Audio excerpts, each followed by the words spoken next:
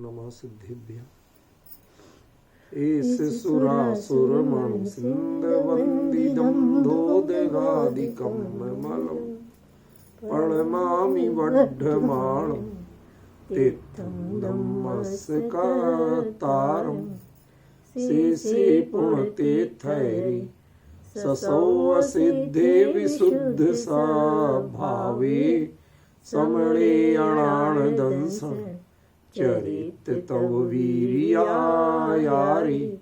ते सौवे समगं पतेगमेव पतेगं वन्दामि अवट्टन्ते अर्हन्ते मानुषे खेते किच्चारिहन्ताणं सिद्धाणं तैणमो गणहराणम् अज्जावैवगाणं साहूणं चैव सौवेसिं तेसिं विशुद्धदंसं आणपहाणासमं समासेज्य ओवसंपयामि सम्मं जतो निर्वाणसंपत्ति। प्रवचन सार परमागम चरणानि योग चूलिका महाधिकार गाथा 269 पृष्ठ 509। ऋग्गंथम पवैदो वट्टदि जदि एहि गेहि कम मेहिम सोलोगी गोति भणिदो संयम तव संपजो तो भी। गाथा का मर्म लगभग हो गया था। थोड़ी चर्चा जो अपनी ऐहिक कर्मों पर के परिवर्तन पर चल रही थी, यह वास्तव में बड़े गंभीरता से मननीय। इसमें एक प्रश्न है और वह प्रश्न ये है कि जब हमारे संघों में ये व्यवस्था दी गई है बाकायदा, कौन में सांवत्सरिक क्षपणक हो जो ज्योतिष का जानकार हो, उनमें कोई वैद्यक का जानकार भी हो। हमारे कई बड़े बड़े आचार्य इन विद्याओं के बाकायदा उनकी विशेषज्ञता दिखती है। आचार्य वीरसेन स्वामी उसमें नक्षत्र आदि ज्योतिष की अनेक बातों को धवला टीका में बड़ी जिसे कहते हैं महारत के साथ कहते हैं, जो उसके पूरे जैसे अधिगत विद्वान हो, पारगामी विद्वान हो, ऐसे कहते हैं। इसी प्रकार आचार्य पूज्यपाद देवनंदी वह आयुर्वेद के बहुत बड़े ज्ञाता थे। उन्होंने पुष्पायुर्वेद नाम का ग्रंथ लिखा, कल्याणकारक ग्रंथ हमारा बहुत अच्छा। मतलब कई आचार्य ऐसे हैं, उग्रादित्य आचार्य का कल्याणकारक है, जिनमें इन चीजों की जानकारी बाकायदा है। ख्याल में है ना? तो मुझे एक जिज्ञासा हुई कि जब संघों में भी इनका महत्व था और ये इन विषयों को जानते थे, इन पर लिखते थे, तो फिर यहाँ पर ये क्यों कहा कि ऐहिक कर्मों में परिवर्तन नहीं करना, करोगे तो लौकिक कहलाओगे। प्रश्न समझ में आ रहा है कि नहीं आ रहा? मुकेश जी, जब हमारे आचार्य जो वाकई में निर्द्वंद मन रूप से प्रमाणिक आचार्य हैं, जिसमें कोई दुविधा नहीं है, ठीक है ना, जिन पर हम कोई शक नहीं कर सकते, उन आचार्यों ने इन विद्याओं के ग्रंथ लिखे। और जब इनके ग्रंथ लिखे तो उन्हें आती होंगी जब तो लिखे। ये नहीं है कि उनके बचपन के लिखे हुए या ग्रस्त अवस्था के लिखे हुए ग्रंथ, सो भी नहीं, उन्होंने उसी अवस्था में लिखे, ठीक है ना। और दूसरा कि जब संघ की व्यवस्था मिलती है तो उसमें भी ऐसा कई जगह उल्लेख आता है कि इन चीजों के जानकार हों। क्यों? कहीं पर दुर्भिक्ष, बाढ़, उल्कापात ऐसा होने वाला हो, तो जैसे संघ को विहार करना है, चातुर्मास आदि होना है, तो वो संकेत वो तब भी अनियत विहारी ही रहते हैं, लेकिन उस पर्टिकुलर जगह पे नहीं जाते। भाई बाकी भी तो पूरा खुला है, मतलब नियत विहारी तो वो कहलाते हैं। तय कर ले कहाँ जा रहे भाई साहब, चातुर्मास हमारा यहाँ है, ये तय कर ले, तब तो है वो नियत विहारी, ठीक है ना। आपके कैलेंडर पोस्टर छप जाते हैं तो तो नियत विहारी हुआ, नियत विहारी कहाँ हुए? समझ गए ना? तो आपने अनियत विहार करिए, लेकिन यदि कदाचित ऐसी दिशा में जा रहे हो जहां पर कुछ ऐसी संभावनाएं हो, तो वो अपनी गणना के द्वारा संकेत मात्र में आचार्य को निवेदन कर देते थे और आचार्य उसके अनुसार निर्देश देते थे कि भाई यहां नहीं, अपने यहां बाकी कहीं भी विहार करो, इधर को मत करो, ठीक है ना। तो उसका जब उपयोग भी है और दूसरी ओर उन्होंने उसके ग्रंथ भी लिखे, तो इसका मतलब वो उसके अच्छे विद्वान थे। तो फिर यहां जो कह रहे कि ऐहिक कर्मों में प्रवर्तन करोगे तो गड़बड़ है, लौकिक कहलाओगे, और वो कोई लौकिक नहीं कहलाए, तो ये चक्कर क्या है? सुनो, छोटी सी बात है, अभी बताता हूं। एक बात बताओ, यहां पर क्या कहा? ऐहिक कर्मों में प्रवर्तन करना, नॉलेज की बात नहीं कही, ठीक है ना। अब मजे की बात देखिए, वर्तमान युग के जितने आचार्य हैं उन्होंने कौन कौन सी बातों का निरूपण नहीं किया। युद्ध कला का उनके ग्रंथों में, काम कला का उनके ग्रंथों में, अर्थशास्त्र का उनके ग्रंथों में, व्यापार की विद्याओं का उनके ग्रंथों में, वेश बदलने, नृत्य कला, नाट्य कला, इन सब का उनके ग्रंथों में। तो आप क्या कहोगे कि यदि उन्होंने काम कला का निरूपण किया है तो वो कामी थे? यदि उन्होंने युद्ध कला का निरूपण किया है तो वो हिंसक थे? नहीं। क्यों नहीं कहोगे? उन्होंने तो लिखा है, जानकारी और प्रवर्तन, इन दोनों का बहुत बड़ा अंतर है। ख्याल में? जानकारी होना और प्रवर्तन करना, इन दोनों में बहुत बड़ा अंतर। वो जो ग्रंथ लिखे उनका उद्देश्य वास्तव में ना तो नृत्य कला आदि का बताना था, उनका उद्देश्य तो लौकिक कथाओं के माध्यम से वीतरागता की ओर लाना था, वीतरागता की महिमा बताना था। अब लोक जनों को लौकिक कथाएं नहीं बताओगे, उनकी परिचित विषय की बात नहीं करोगे, तो वो आपकी बातें नहीं सुनेंगे, उनका दिमाग ही नहीं चलेगा, रुचि ही नहीं होगी। इस कारण से उन्होंने वो विषय तो लिए, लेकिन एक तो वो उनका लक्ष्य नहीं था और उसमें वो कोई प्रवर्तन नहीं कर रहे थे, वो खाली लिख के छोड़ दिया। ख्याल में? किसी को करने का उपदेश नहीं दिया कि तुम ऐसा करो। यदि उसमें युद्ध कला का निरूपण किया है, किसी वर्तमान युग के ग्रंथ में चक्रवर्ती की दिग्विजय का निरूपण किया, तो युद्ध कला आएगी कि नहीं आएगी? सब आएगी। तो उसका मतलब ये कहा है कि उन्होंने लोगों को कहा कि तुम ऐसे युद्ध करो। ऐसा किसी ने किया था? तुम क्या करो? तो वो तो निष्कर्ष में बताते हैं कि हे जीव, तुम इस प्रकार के सांसारिक काम क्रोध के कार्यों को छोड़ करके आत्महित के मार्ग में प्रवर्तन करो। उन्होंने तुम्हें तो ये कहा। ख्याल में? तो ग्रंथ का जो प्रतिपाद्य होगा वही तो तुम लक्ष्य के रूप में समझोगे, या जो कुछ कहा जाए हर किसी को अपना लोगे? अरे बाजार से एक साबुन की टिकिया लाते हो, क्यों? तो उसका जो रैपर है उसको लगे लगे नहाते हो कि हटा के नहाते हो? लग के आया है पैसा तो उसके भी लगे, वही मैं तो नहीं निकालूंगा, तो नहा लोगे? अकल तो रखना पड़ेगी। उपयोग की विधि और बाजार में मिलने वाली सामग्री, इन दोनों में अंतर होता है। ख्याल में? वो सामग्री भी काम की है, वो रैपर उस पर सब लिखा है, रेट उस पर लिखा है, कहीं दुकानदार आपको ठग नहीं ले। क्वांटिटी कितने वजन का है, कैसा है, ये उस पर लिखा है, उसके कंटेंट्स उसमें लिखे हैं, किसमें क्या क्या मिला है, कहीं कोई हिंसक चीज तो नहीं। तो काम की है कि नहीं? वो जानकारी के रूप में काम की है, जिसे हमारे यहां कहते थे जानेला प्रयोजन वांछे, अपनाने के लिए नहीं। यहां ऐतराज क्या कर रहे? प्रवर्तन करना, अपनाना। पॉइंट समझ रहे ना? उन्होंने जाए आधा संघ में ज्योतिष जानते आचार्य को कह दिया धीरे से कान में, आगे संघपति का काम ही है निर्देश देना, कि कहाँ जाना कहाँ नहीं जाना, क्या करना क्या नहीं करना, उनका काम है, उन्होंने कह दिया।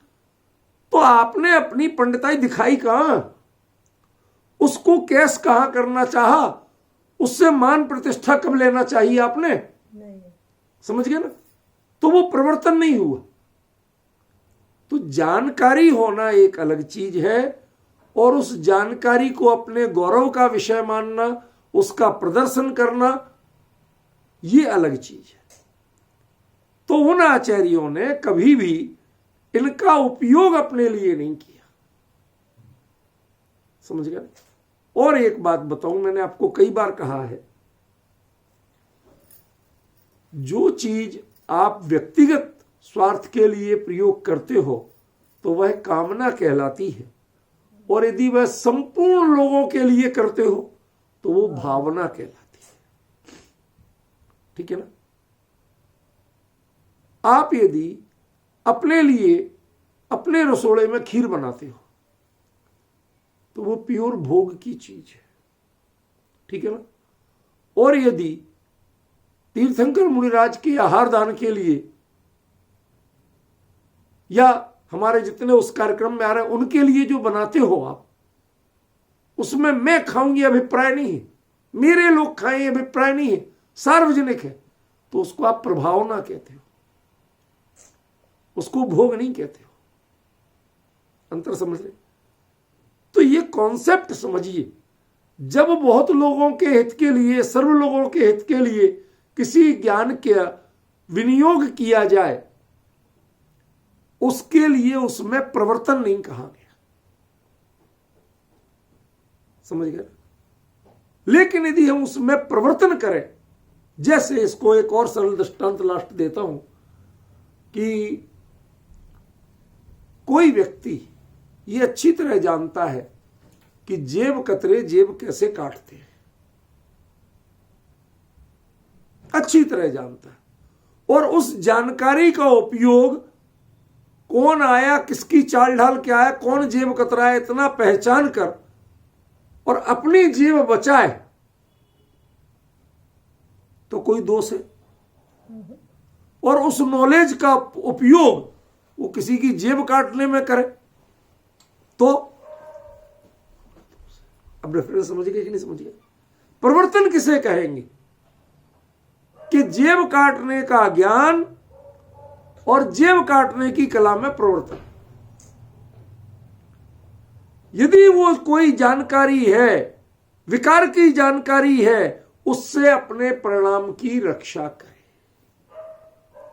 यहां तक करे तब तक वो निर्दोष है। लेकिन वह ज्ञान पर गर्व करे, दुनिया को दिखाए, प्रदर्शन करे, और उसके बदले में मान आदि चाहे, धन आदि चाहे, लोक प्रतिष्ठा चाहे, लोग हमें पूजे ऐसा चाहे, तो उसको प्रवर्तन कहा। तब वह लौकिक बनता। यदि हम कहें कि किसी विद्या की उसे जानकारी ही नहीं होगी तो गड़बड़ है। तो आप प्रश्न करिए मेरे से, क्यों? मैं एक दिन पहले कोई बात बोल जाता हूं तो उस बात का संदर्भ अपनी जगह सही होता है, लेकिन कई बार अगले दिन जब बोलता हूं तो आपको वही बात टकराती हुई लगेगी। जैसे आज की, कल मैंने क्या कहा था कि महाराज आपको कंप्यूटर का ज्ञान है, आप इंजीनियर हो गए, आपको पता कैसे? आपको तो दीक्षा लेते भूल जाना चाहिए था। भूल जाना चाहिए था माने आप कंप्यूटर यूज करो, कंप्यूटर को रिपेयर करो, ये सब भूल जाना चाहिए। ये प्रवर्तन है, आपको प्रवर्तन भूल जाना चाहिए था। समझ गए ना? उसमें पहचान पने की भावना, अपने पने की भावना, मैं इसको जानता हूं, ये सब नहीं रहना चाहिए। किसी स्वार्थ के लिए उसका उपयोग करना नहीं आना चाहिए। अकेला जो निरपेक्ष ज्ञान है, उस ज्ञान को अपराध नहीं कहा। उस ज्ञान का ज्ञाता मैं हूं, समझ गया ना? ये अपराध है। कोई मुनिराज कहे कि मैंने देखो इतना अच्छा श्रृंगार रस का निरूपण किया, मैं बहुत बड़ा श्रृंगार रस का जानकार हूं, मैं श्रृंगारी हूं, बड़ा खतरा हो जाएगा। ठीक है, वो प्रकरण था, बता दिया, तटस्थ रहिए, उससे अनासक्त रहिए, जुड़िए मत। यहां बट्टदी का अर्थ है उसमें जुड़ना, कहीं ना कहीं उसमें उपयोग का रमना। जानकारी में आना अलग चीज है और जानकारी में रमना, उसमें आपको मजा आना, उसमें कहीं ना कहीं हित बुद्धि लगना, ये अलग चीज है। ख्याल में? तो इसलिए जो कल की चर्चा थी, जो आचार्य देव ने, जयसेनाचार्य देव ने जो इसमें कहा था कि ख्याति लाभ पूजा निमित्तम ज्योतिष मंत्रवाद वैदक आदि भी ऐहिक जीवनोपाय कर्म भी, इनसे वर्तन करना, इनसे अपना काम लेना। वो चुपचाप जो लिख दिया, और लिखने में लक्ष्य क्या बताया, आप पूरा पुराण पढ़िए, पूरा चैप्टर पढ़िए, निष्कर्ष क्या निकालते हो? वीतरागता, वैराग्य, संसार शरीर भोगों से विरक्ति। यदि ये निष्कर्ष निकल रहा है तो बाकी सब चीजें निर्दोष है, और यदि ये नहीं निकल रहा है तो वो सदोष है। समझ गया? किसी का पेट काट के खून बहाना दोष है क्या? नहीं, कभी है कभी नहीं है, कभी है कभी नहीं। अरे है, वो तो काम, खून बहाना तो दोष ही का काम है।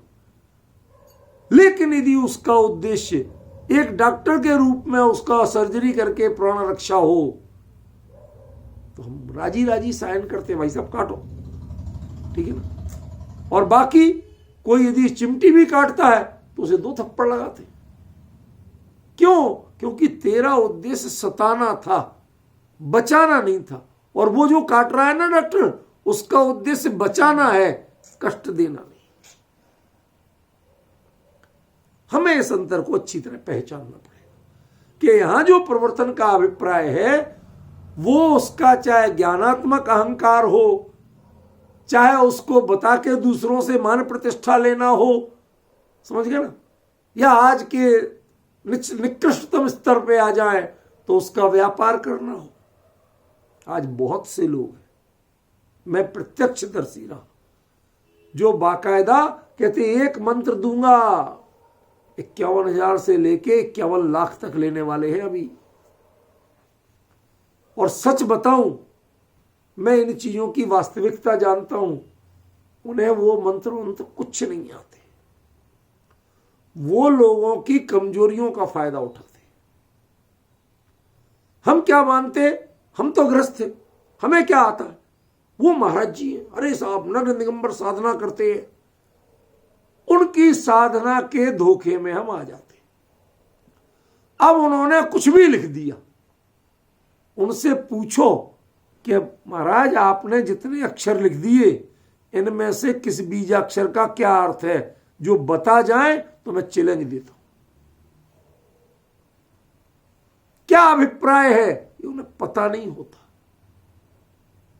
जैसे हम ओमकार का ओम का अर्थ पंच परमेष्टि कहते हैं, ह्रीम का अर्थ 30-24 कहते हैं, समझ गए ना। ह्रूम माने अपने स्वरूप में अपने प्रवृत्तियों को पर से समेटना। अब आप क्या जानते हो, आप तो ओम राम रीम रूम कुछ सब बोलने लगते हो, लेकिन वो है क्या? ओम माने पंच परमेष्टि, राम माने 30-24, ह्रीम माने 30-24, समझ गए ना। कोई रक्षा बीज है, कोई मन शुद्धि बीज है। अब उनको आप जानते ही नहीं हो तो खाली बोलने का क्या मतलब है, और मंत्र देने का क्या मतलब है, समझिए। फिर इनके उच्चारण का भी भेद होता है। दुनिया में आप एक शब्द को ह्रस्व को दीर्घ और दीर्घ को ह्रस्व बोल दो, बहुत बड़ा अंतर पड़ता है, बहुत बड़ा अंतर पड़ जाता है, समझ गया ना। कति, ठीक है ना, और कति छोटा और बड़ा, कति माने कई, और कति ये जरा राजस्थानी साइड चले जाए तो उसने कहा था या किया था, अर्थ ही बदल जाता है। संस्कृत में कति माने कितने होता है। तो आप शब्दों में, और अभी मैं सही दृष्टांत नहीं दे पाया, आपको बहुत से मिलेंगे कि जिनमें ह्रस्व दीर्घ के अंतर से बहुत ज्यादा अंतर पड़ता है, समझ गए ना, तो होता है। अब आप सही उच्चारण ही नहीं जानते, उसका स्वरूप नहीं पता और मंत्रवादी बनते। मैं आपको कहता हूं, किसी को माफ करना, ठग विद्या नहीं सिखा रहा हूं, दृष्टांत मात्र दे रहा हूं कि किसी को ठगी की दुकान खोलना हो तो 2-4 बढ़िया काम करो। नहीं, मंत्र सीख लो, नहीं, आपको 2-4 बढ़िया काम करो। पहले आप दिखना चाहिए कि आप बहुत बड़े, आपके कलर, सिटिंग अरेंजमेंट, जगह है, जो वो चित्र लगाओ, सब चीजें उनकी दिखना चाहिए जैसे आप उसके बड़े भारी ज्ञाता हो, ठीक है ना। आपके माथे के त्रिपुंड रुपुंड सब जरा वो लगना चाहिए, ड्रेस भी, वो सब मेकअप सब वैसा करो जैसे आदमी देखते ही साइकोलॉजिकल समझे। दूसरा, आप क्या करना, नलके का पानी लेना, सादा बर्मा बोलते ना अपने, हैंड पाइप बर्मा, उसका पानी लेना, कहीं सड़क छाप, जिसका पानी वो बंदर भी चला के पीता है ना। कई बार हमने वीडियो में देखा कि कोई बंदर है वो अपने आप हैंड पाइप चलाते हैं और नीचे लगा के पानी गर्मियों में पीते हैं, समझ गया। ऐसे का पानी लेना, बिल्कुल सड़क छाप का, और वो पानी बढ़िया कीमती चांदी के जग में भरना, बर्तन में, ठीक है ना। सोने की चम्मच डालना उसमें। देखो पानी क्या है, दोगे तो आप पानी, न चांदी दोगे न सोना दोगे, और वो पानी अगले को 100 लोगों को दिन भर में देना, उनके भले के लिए। गारंटी से ले लो कि 10 लोगों का काम होना ही होना है। अरे उनके सारे पाप आत्मा थोड़ी है, सबके पाप का उदय नहीं है, परेशान थे बात दूसरी है, 10 के तो पुण्य का उदय हो गई होगा, वो 10 का काम हो जाता है। अब आप वो 10 का, महाराज आपकी कृपा से काम हो गया। अब आप 10 के नाम नोट कर लो, फोन नंबर नोट कर लो, और आगे फिर 100 लोगों को बेवकूफ बनाओ और उनको बताओ देखो ये 10 लोगों के, 90 जिनके नहीं हुए जो आपको गाली देते घूम रहे, उनका नहीं बताओगे, बताओगे किनका, इन 10 का। ये दुनिया में तंत्र मंत्र ज्योतिष से ठगी की दुकानें ऐसे ही चल रही है, समझ गए ना। जो अपना नहीं निकाल पाए वो दुनिया का भविष्य बताते हैं, समझे ना। तो हमें इस चीज का मर्म समझना कि वास्तव में ये चीजें दुनिया में प्रदर्शन करने की नहीं। हमारे यहाँ चाहे वास्तु हो चाहे ज्योतिष हो, यदि ज्योतिष में भी मुहूर्त कहते थे तो क्यों भाई, बाढ़ नहीं आए, उल्कापात नहीं हो, दुर्भिक्ष नहीं फैल जाए। आपने मुहूर्त तो महीनों पहले से निकाल लेते, सालों पहले से, तो दुर्भिक्ष नहीं फैल जाए और कोई अनर्थ ना हो जाए, समझ गए ना। इत्यादि दृष्टियों से वो ज्योतिष का, मुहूर्त का, ऐसे ही वास्तु का क्या था, जिन बिंब के विराजमान की दिशा क्या हो, उनके लिए पूरी मर्यादा कही, किस दिशा में मुंह हो, किस तरह से विराजमान किया जाए, वो सब जिन मंदिर की दृष्टि से कही, वो कर्तावाद की दृष्टि से नहीं। पर उसके लिए हम जगह जगह पंडिताई करते घूमे, फिर टोटके बताएं, तुम फला मंत्र जपो, तुम फला चीज का दान दो, ये सब बताएं तो समझ लेना भाई साहब अब आप पटरी से गाड़ी उतर चुकी है। उसका नाम प्रवर्तन का, सामान्य जानकारी उसको प्रवर्तन नहीं कहा, ख्याल में। और उस जानकारी के यदि अहंकार भी बदले में लेते हो तो भी वो प्रवर्तन है। कोई भी लौकिक अभिप्राय उससे सिद्ध करते हो, पुष्ट करते हो, तो आप लौकिक हो जाते हो, समझ गए। हमारे धरसेन आचार्य थे, सबसे बड़े मंत्रवादी आचार्य थे, लेकिन उन्होंने सठखंडागम का उपदेश दिया, मंत्र वाले ग्रंथ का उपदेश नहीं दिया। डिफरेंस समझ रहे? क्यों? वो चीज चलाना ही नहीं, उसकी कोई जरूरत नहीं है। लोग तहलका मचाएंगे, गड़बड़ी करेंगे। आपको पता है अमेरिका में जहां आप रह रहे हो आजकल, वहां आप स्कूलों में देखो, साल में कम से कम 150 घटनाएं होती हैं कि कोई स्टूडेंट कोई गन लाया, उसने 2-4 की हत्या कर दी। क्यों? वहां उनको गन रखना, प्राइवेट गन रखना कोई वो नहीं। यहां इतनी उम्र से कंबाला नहीं रख सकता, जो रखेगा उसे एक एक कारतूस का, हर चीज का हिसाब रखना पड़ेगा, उतनी सुरक्षा में रखना कि आम आदमी के हाथ में, बच्चों के हाथ में नहीं पड़े। यहां सारे नियम है, वहां कुछ नहीं, खुली छूट, सबको आजादी है। नतीजा क्या होता है? तो ये चीजें दरअसल जो है ज्योतिष मंत्र और ये वास्तु, ये असल में दुनिया के सड़क छाप लोगों को बताने की है।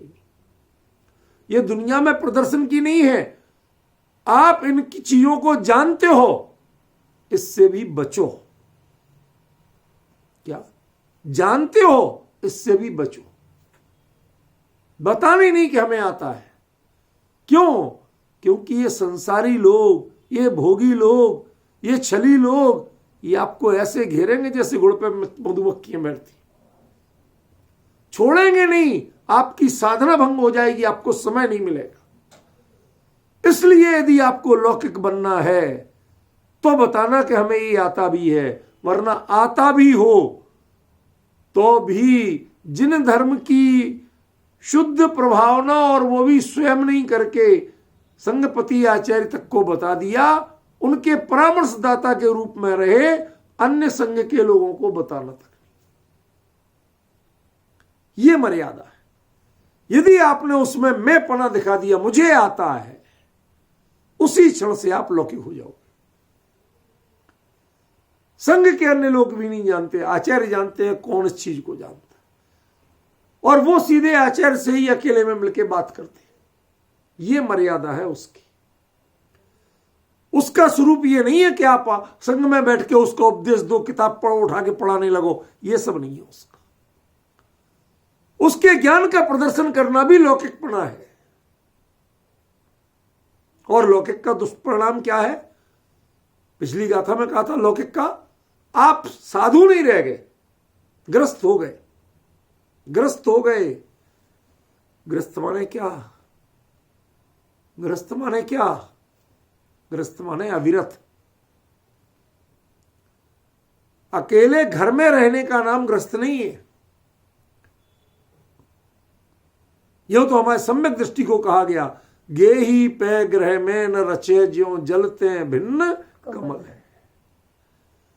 यहां गृहस्थ माने गृहस्थ धर्म का पालन, जिसे धर्म का, जिसे सागर धर्म का, वो भी नहीं है। उस गृहस्थ का अर्थ मिथ्यात्व है। क्योंकि सम्यक दृष्टि भी घर में रहते हुए घर में रचता नहीं है। तुम्हें तो घर में रच गए हो, तुम्हें इन कामों में रुचि हो गई है, तुम्हें वास्तु की चिंता होने लगी है। समझ गए ना? तुम्हारी डायरी में, तुम्हारे मोबाइल में, तुम्हारे लैपटॉप में उनके नंबर हैं जो इन सब चीजों को जानते हैं, जो इनका इलाज कर सकते हैं, ठीक कर सकते हैं। ये बहुत चिंताजनक बात है। इसलिए आचार्य ने कहा, सो लोग गोत्ती भणी दो, उसे लौकिक कहा गया है। जो लौकिक है उसे परमार्थ की जगह में बैठने का अधिकार नहीं। जिसकी रुचि ही लोक की है, तो संग तो परमार्थिकों के लिए होता है, वह लौकिकों के लिए संग नहीं होता। मुद्रा ऋग्गत्थम पवई दो, दीक्षा तो आपकी निर्ग्रंथ रूप में हुई थी। संयम तब संजुदो, संयम और तब भी तुमने कर लिए थे खींचतान के नई उम्र में, लेकिन कमी कहां रही थी? सूत्र संप्रयुक्तता नहीं रही। सूत्र संप्रयुक्तता नहीं रही माने आत्मार्थ प्रधान, निज गायक की प्रधानता वाला अर्थ तुमने नहीं जान पाए। तुम चकाचौंध में उलझ गए। कोई वास्तु का विशेषज्ञ बन रहा है, कोई ज्योतिष का विशेषज्ञ बन रहा है, कोई मंत्र शास्त्र का विशेषज्ञ बन रहा है। बस जब ये चीजें आपकी विशेषज्ञता होने लगती हैं, वहीं से समझ लेना कि आप लौकिक हो गए। एक चीज और यदि आप कहें, अनुमति दें तो कह दूं, करणान योग का अर्थ क्या होता है?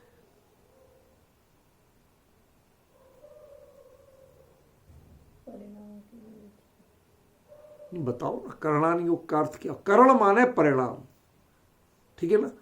तो परिणामों का सूक्ष्म विश्लेषण करने वाला अनुयोग, उसका नाम करणानि योग। आपके एक एक परिणामों का एनलार्जमेंट करके, उसका क्लासिफिकेशन करके बताए कि देखो ये परिणाम है, इसका तुम्हारा ये फल है, बताए।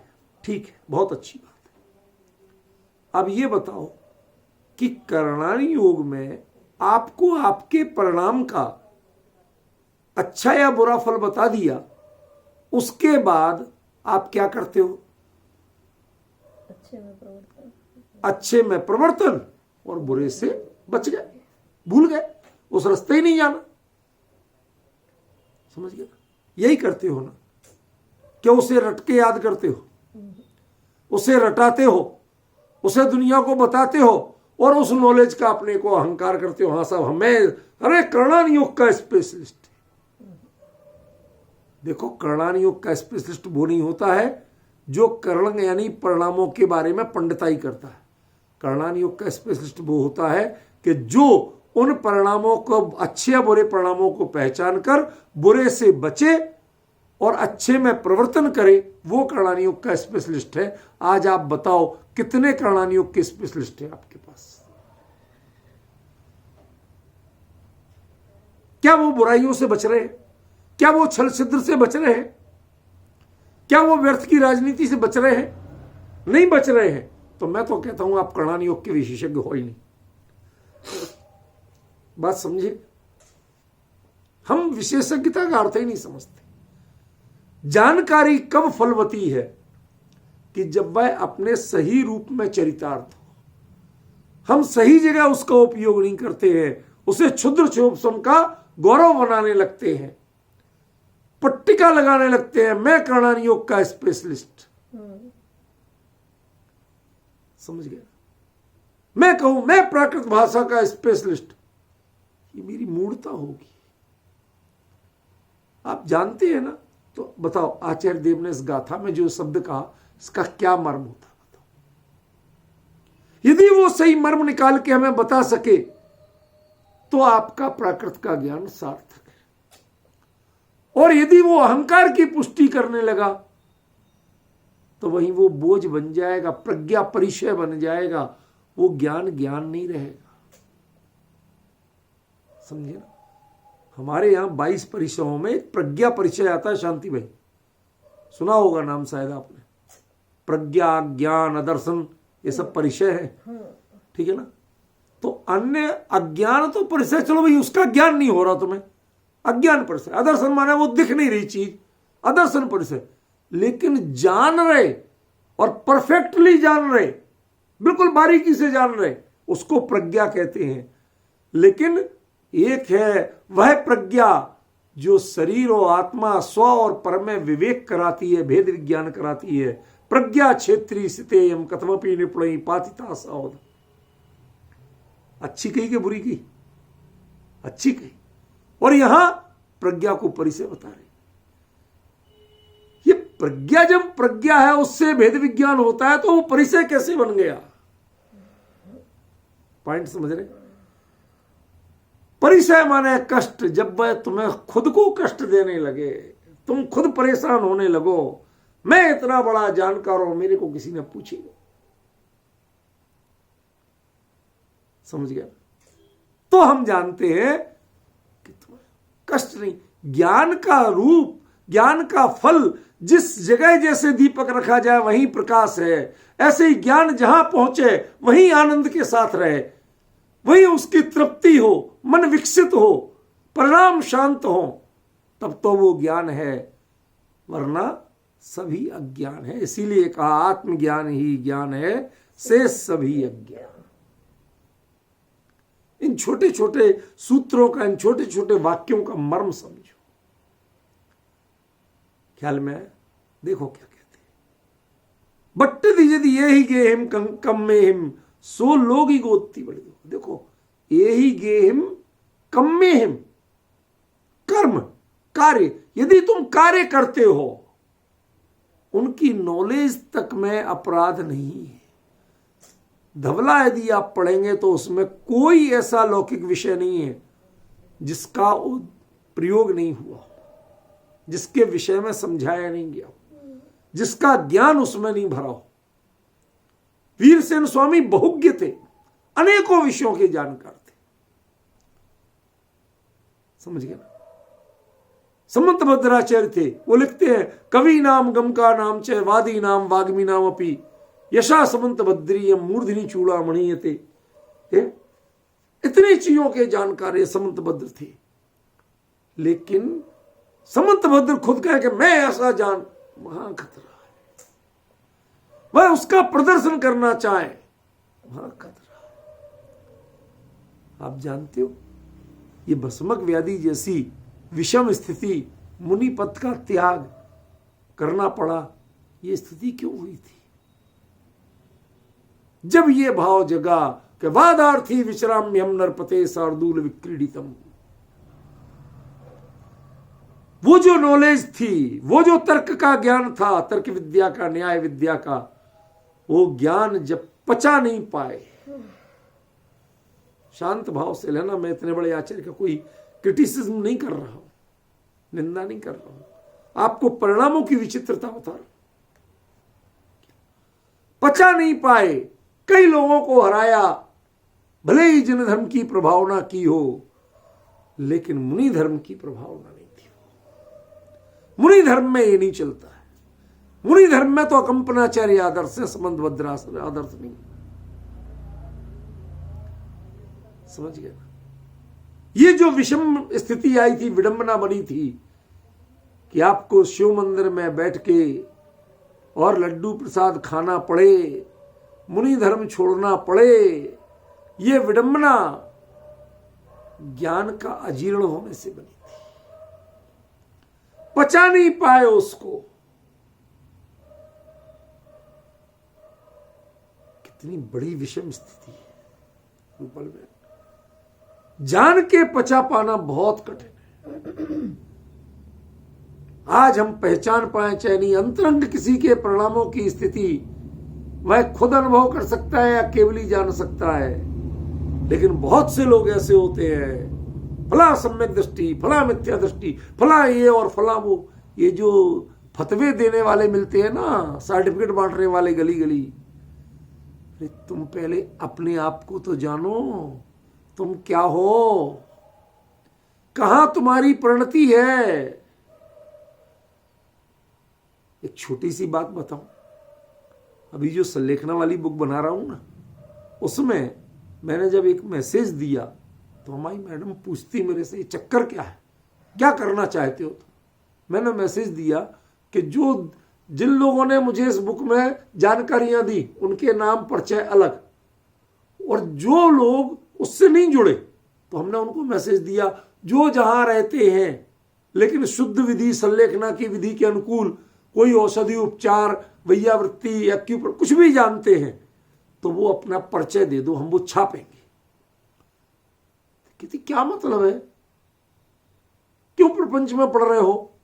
मैंने कहा भाई मैं किसी प्रपंच में नहीं पढ़ रहा हूं, मैंने 10 लोगों के नाम दिए, 10 में से 5 दिल्ली में है, 5 2-4 जगहों में है।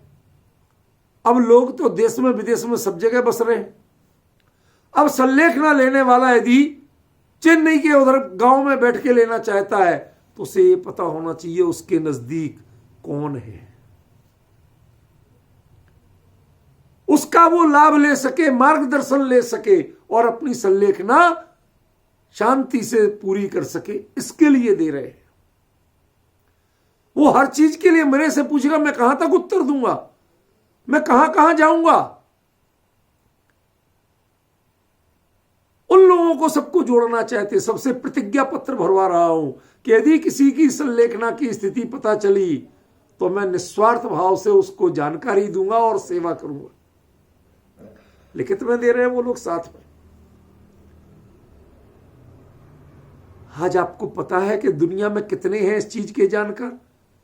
आज लोगों को हमने 8-10 साल पहले जब ट्रस्ट बनाया महावीर प्रणव, उस समय यह संकल्प लिया था कि लोगों को संलेखना के प्रति जागृत करूंगा, उनको प्रतिबद्ध बनाऊंगा, वचन भरवाऊंगा कि हाँ, यदि किसी की संलेखना होती है, कोई ऐसे भाव करता है, मैं जो भी मेरे से बन पड़ेगा मैं उसके लिए सहाय करूंगा। यह परंपरा मरनी नहीं चाहिए, खत्म नहीं होनी चाहिए। ठीक है, आज पानी नहीं मिलने से पत्ते पीले पड़ के झड़ गए हैं, लेकिन जड़ नहीं टूटी है, जड़ नहीं सूखी है। हम वह पानी दोबारा डालेंगे, कुछ दिन में फिर से पत्ते आएंगे, फिर से हरी भरी होगी और फिर से ये परंपरा चलेगी, फूलेगी और फलेगी। दृष्टिकोण क्या है आपका, ये बताइए। हम लोगों का प्रचार नहीं करना चाहते, ना उनसे किसी से पैसा ले रहे हैं कि तुम्हारा नाम देंगे, विज्ञापन करेंगे तुम्हारा। हमें कुछ नहीं है इसके पीछे। लोगों ने तो यही कहा, एक ने तो पूछा, भाई साहब हमारे नाम का विज्ञापन करोगे अपनी बुक में, कितना चार्ज लोगे? पूछा। अरे मैंने कहा भैया बहुत बड़े धोखे में हो। मैंने कि लूंगा चार्ज, कि क्या लोगे? कि आपसे प्रतिज्ञा कराऊंगा कि कोई संलेखना का साधक यदि मिल जाए तो आप स्वार्थ मत रखना, जाके उसकी सेवा करना, उसे बताना, उसका सहयोग करना, उसकी साधना सफल करने की कोशिश करना। यह चार्ज है मेरा। आपको फीलिंग समझना पड़ेगी। नॉलेज अपराध नहीं है, नॉलेज का प्रयोग कैसे करते हो, वहां से आपकी अपराध वृत्ति शुरू है। समझ गया ना? कितनी बड़ी बात कही आचार्य ने। 100 लोग गोत्ती भणी दो, वो लौकिक हो गए। देखो, निर्ग्रंथ और लौकिक दो विपरीत ध्रुव हो रहे हैं। मतलब लौकिक कभी निर्ग्रंथ नहीं हो सकता। जिसके मन में लोकेशना है, जिसमें ऐहिक पदार्थों की आकांक्षा है, चाहे वो मान कसा ही क्यों ना हो, वह निर्ग्रंथ नहीं हो सकता है, वह सग्रंथ है। आपकी दीक्षा तो निर्ग्रंथ रूप में हुई थी, लेकिन अब आप सग्रंथ हो गए, परिग्रही हो गए, लौकिक हो गए। ये बातें तो आम हैं। आजकल एक बड़ा ट्रेंड चलता है, ब्रांडेड और लोकल। चलता है कि नहीं चलता है? बताइए। जो ब्रांडेड आइटम होते हैं वो आराम से दुगने तिगने दाम पे बिकते हैं। मेरे बच्चे कई बार ले आते हैं एक सामान्य टी शर्ट 2000 रुपए की। तो भाई साहब ऐसी तो हमारे यहां 400-500 की मिल जाती।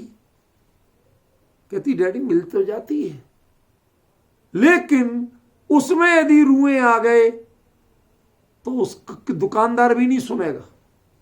लेकिन इसमें यदि आ गए, कलर फेड हो गया, तो कंपनी बदल के देगी। कंपनी को कंप्लेन करो, उसका खाली टैग और बिल का उसको कंपनी को व्हाट्सएप कर दो, वो ला के देगी। गारंटी बढ़ती है, जिम्मेवारी बढ़ती है। कैसे? आपका जब ब्रांड होता है। ब्रांड एक प्रतिष्ठा का नाम है। नॉलेज आपको है, लेकिन नॉलेज किस रूप में देना, पूरी जिम्मेवारी का नाम है। इस पुस्तक में यदि विज्ञापन आपका जा रहा है, जानकारी जा रही है, तो आपकी मान कसाई की पुष्टि के लिए नहीं, आपके लिए कोई भी समाज के लोग पकड़ के कहेंगे कि आपने प्रतिज्ञा की थी कि संलेखना के साधक की सेवा करूंगा, सहयोग करूंगा, चलो और करो। ये आपकी प्रतिज्ञा है। लोगों को सही मार्ग पे जोड़ो तो सही, लगाओ तो सही। यदि वो ये सब सेवा करेंगे तो वह लौकिक नहीं है, वह परमार्थ का काम करेंगे। और वो जब अपने क्लिनिक पर बैठ करके अपने स्वार्थ की सिद्धि के लिए, जेब से पैसा कमाने के लिए लोगों की जांच करते हैं, वही दवाई लिखते हैं भले ही, तो वो लौकिक है। वो उनकी लौकिक वृत्ति है और ये परमार्थ वृत्ति है। जब किसी संलेखना के साधक की विनय, वो उसकी सेवा करके अपने आप को धन्य मानता है। कितना बड़ा दृष्टिकोण का अंतर पड़ा। शुभ समय जो चीजें आती हैं आपको, उनका उपयोग कैसे करना और किस भाव से करना, ये आपका जो परिणाम है, जो आपकी विधि है, वह आपको लौकिक या पारमार्थिक बनाती है। वह आपको सग्रंथ या निग्रंथ बनाती है। आपको निर्ग्रंथ रहना है तो आपको ऐहिक कर्मों में, जिसमें लौकिक आकांक्षा हो, जिसमें इहलोक संबंधी आकांक्षा हो, आपको उसमें कुछ भी प्रवृत्ति नहीं करना। ख्याल में आना? ये आचार्य ने इसमें बड़े मार्मिक ढंग से बताया, बहुत अच्छे ढंग से समझाया। अब जरा हम अगली गाथा की ओर बढ़ते हैं ताकि आपको इसका अगला पक्ष पता चले। कहते ये सारा विवरण आचार्य देव आप दे क्यों रहे हो? आप प्रतिज्ञा करने बैठे थे कि मैं चरणानियों की चूलिका में, इसमें चूलिका के लेवल की बात करूंगा, और वो 248 गाथा में पूरी हो गई थी। मैंने बताया था कि इसकी आखिरी गाथा। अब आगे जो बताएंगे कि इस तक जो नहीं रह पाएंगे तो आगे क्या क्या होगा। मुनि धर्म तो इसके ऊपर जाने के लिए था, अब जो नहीं रह पाए वो क्या क्या विडंबनाएं बनेंगी वो बताएंगे। तो महाराजा बता क्यों रहे हो? अच्छी अच्छी बात करते हैं, ऐसी बातें ही मत करो, हमारा मन खराब होता है। आजकल के लोग कहते हैं अरे साहब हमारे गुरुओं के बारे में, आचार्यों के, मुनिराजों के बारे में आप बात मत करो, हमारा मन खराब होता है, हमारा श्रद्धा खराब होता है। अरे भले आदमी किसी के बारे में झूठ बोले, मिथ्या बात कहे, तब तो हम दोषी हैं, ठीक है ना। दुर्भावना से कहें तो हम दोषी हैं। तुम्हारा श्रद्धान विकृत ना हो, तुम खोटे को पूज्य ना मानो, सिर्फ तुम्हें जानकारी दे रहे कि किसी व्यक्ति के बारे में भी नहीं कह रहे। मुनि धर्म का वास्तविक स्वरूप ये होता है, हम तो तुम्हें जानकारी दे रहे। तुम इन्हें नहीं पूजो, हमने कब कहा? तुम अपना लोटा छानो, हमने तो ये कहा। समझ में आया? तो उस बात को कैसे समझाते हैं आचार्य देव, वो देखो। तम्मा समम गुणादो समणो समणम गुणे ही वाह्यम अधिवसदुतम हिणिच्चम इच्छदि जदि दुख परिमोखम। ये समझ लो कि आज के जितने श्रमण हैं, मुनिपद धारक हैं, उनके लिए आचार्य देव ने, कुंद आचार्य देव ने यह मतलब जिसे महावाक्य जैसा कह दिया। जो कुछ बताना था सब कुछ बता दिया, बाकी जो विवेचन किया, जानकारियां दी, लेकिन यहां वो अपने हृदय से बोल रहे हैं। यह वो आपको डायरेक्ट संबोधित कर रहे हैं। अभी तक कहां क्या ऐसा कोई करता है तो क्या है, ये जानकारियां दी थी। यह आज के मुनियों के लिए आचार्य कुंद का, युग प्रधान आचार्य कुंद का, सर्व प्रधान आचार्य कुंद का आखिरी संबोधन दीक्षांत भाषण है। क्या है? तम्मा समम गुणादो। तुम्हें क्या करना है, जरा विचार करो। समम गुणादो समम, जो गुणों से समान है। समणो, वही श्रमण है। समणम गुणे ही वाह्यम, कुछ ऐसे भी श्रमण हो सकते हैं जो तुमसे गुणों में अधिक हो। तुम किनके पास रहना? जो तुम्हारे बराबर लेवल के हैं या तुमसे और बेहतर है, तुमसे कमतर हैं, जिनका चित्त चंचल रहता है, जिनका उपयोग अन्य कार्यों में बहुत बसता है, उनके पास तुम रहना भी मत। आप जानते हैं मैं आगम से एक नहीं 50 प्रमाण दे सकता हूं, पर उद्देश्य प्रमाण देना नहीं, उद्देश्य आपको वास्तविकता बताना है। हमारे यहां कहा गया कि साधु यदि कभी समाज में जाए भी, बैठना भी पड़े, तो बुजुर्गों की संगति करना, युवाओं की संगति मत करना। युवा तुम्हारी जय जयकार तो लगाएंगे, लेकिन तुम्हें चने के झाड़ पे चढ़ा के संसार में, मोह में, मान में पटक देंगे। तुम एक बात कहो, वो तुरंत उसकी पूर्ति दौड़ के कर देंगे। लेकिन वो किस विधि से करेंगे ये तुम्हें पता नहीं। उसके जो जल्दीबाजी होगी, जो अनाड़ीपन होगा, जो ईर्ष्या समिति के विपरीत कार्य करेंगे, वो सारा दोष आपको लगने वाला है। बुजुर्गों से कहेंगे महाराज आ जाएगा, 2-1 दिन में आ जाएगा, तत्काल लाके नहीं देंगे, हड़बड़ी से नहीं करेंगे। क्यों? क्योंकि वो जानते हैं मुनि धर्म क्या है और इनके साथ हमें क्या व्यवहार करना चाहिए। यदि इनके परिणाम कदाचित थोड़े से कमजोरी की ओर बढ़ भी रहे हैं तो वो उनके लिए विलंबित करेंगे। विलंबित करना माने डिले करना। क्यों? क्योंकि कसाय के परिणामों की जाति की एक सीमा होती है। कब तक लंबाओगे, कब तक लंबाओगे? थोड़ी देर में वो शांत होगी ही होगी। उन्हें खुद एहसास होगा कि हमने कुछ गलत किया था, और ये नवयुवा तड़ से लाके दे देंगे। अब आपको उस काम में प्रवृत्त कर देंगे, आपको मुनि धर्म से भ्रष्ट कर देंगे। इनमें ऊर्जा है लेकिन विवेक नहीं है। मुनि धर्म में ऊर्जा मुनिराज की होती है और विवेक बाकी सबका चाहिए। आपको विवेकियों का साथ चाहिए, ऊर्जावान का नहीं। ऊर्जा तो आप में भरपूर है, मुनिराज से बड़ी ऊर्जावान कोई दूसरा नहीं होता। इसलिए उनको कहा बुजुर्गों का साथ करना, कभी चर्चा करना, बैठना उठना तो बुजुर्गों में बैठना उठना। आज की प्रवृत्ति आप देखिए क्या करते हैं, सब नौजवानों को घेरते हैं, सब उनके नेता बनते हैं, उनसे जय गुरुदेव करवाते हैं। उनकी जय जयकारो हमें ऐतराज नहीं है, लेकिन आप ऐसे लोगों को प्रश्रय देते हैं। और समाज के जो बड़े बुजुर्ग हैं, जो बारीकियां जानते हैं, जो मुनि धर्म जो टोक सकते हैं कि महाराज ये काम क्या कर रहे, उनके संगत नहीं करते, आप उनसे बचते हैं, उनको समाज के प्रमुख पदों से हटाते हैं। इसका मतलब है इस गाथा का उल्लंघन करते हैं।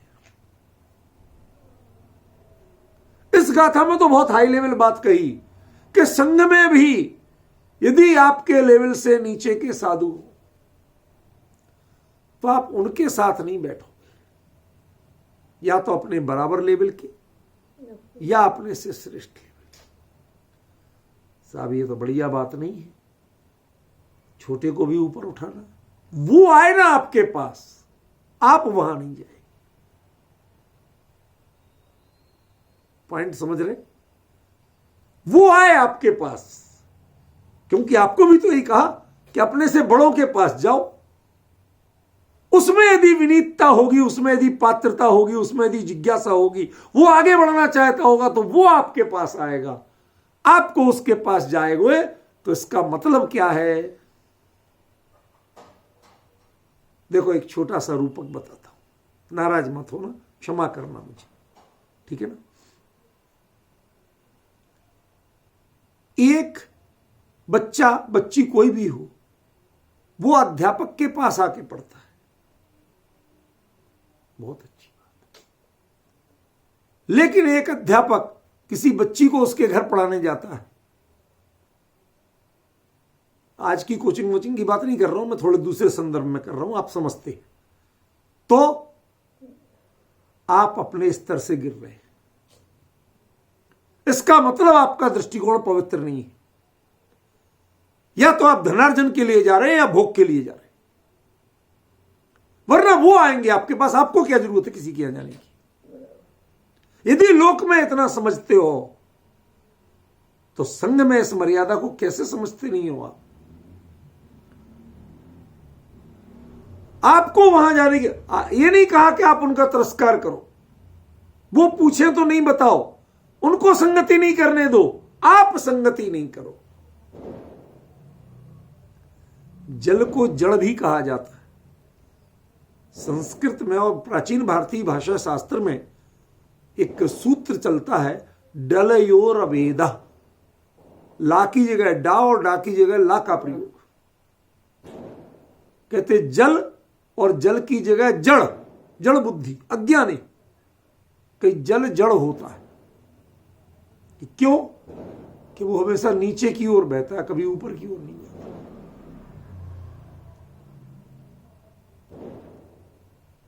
समझ में आया मुकेश जी? जल उसको छोड़ दो, खुली छूट दे दो, तो बह के कहां जाएगा? नीचे की ओर जाएगा। ऐसे ही अज्ञानी जीव जो होगा उसका उपयोग बह के कहां जाएगा? नीचे की ओर जाएगा।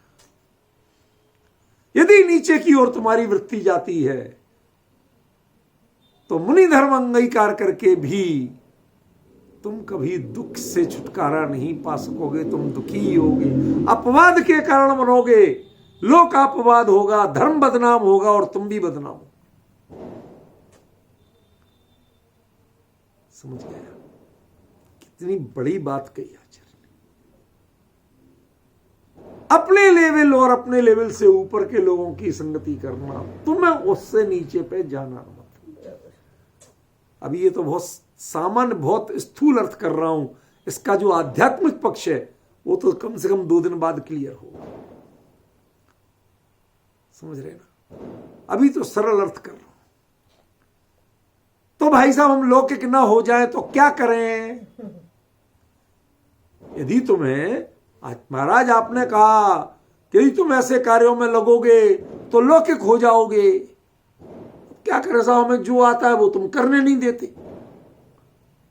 तुम करें क्या? अब ठीक है, हम मान लेते आपके बीच में कि हाँ अनुभव में मेरा उपयोग नहीं रमता, हाँ पर हमारी कोई दुश्मनी नहीं है, हम रमाना चाहते, नहीं लगता है। कई लोग होते हैं उनसे गंभीर बात करो उनको बड़ी अच्छी नींद आती है। अब वो कहते साहब हमारा है अब ऐसे ही अंतराय कर्म का उदय, ज्ञान अंतराय का उदय है, नहीं लगता उपयोग, अब आप बताओ हम क्या करें? समझ गया ना?